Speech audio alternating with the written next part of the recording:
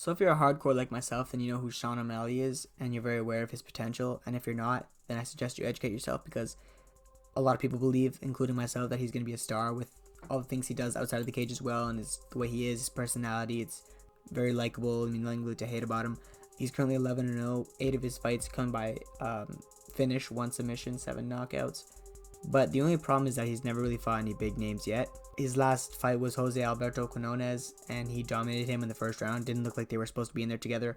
He was coming off of a 2-year layoff due to him being accused testing positive for something to do with marijuana, I believe, and then he was later proven innocent. But I mean, the damage was done already, and he had to take 2 years off. But he looked honestly flawless and perfect coming back in. But like I said, he has no real names under his belt.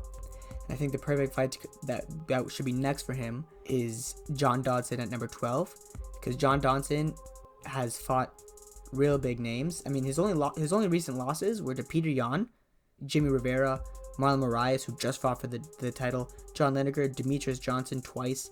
I mean, he's had title shots. He's fought big names, and I think it's a very winnable fight for Sean O'Malley because he's got a huge height advantage over 5'3" John Dodson, and Sean O'Malley is 5'11". I mean, how often do you see a height difference that big, right?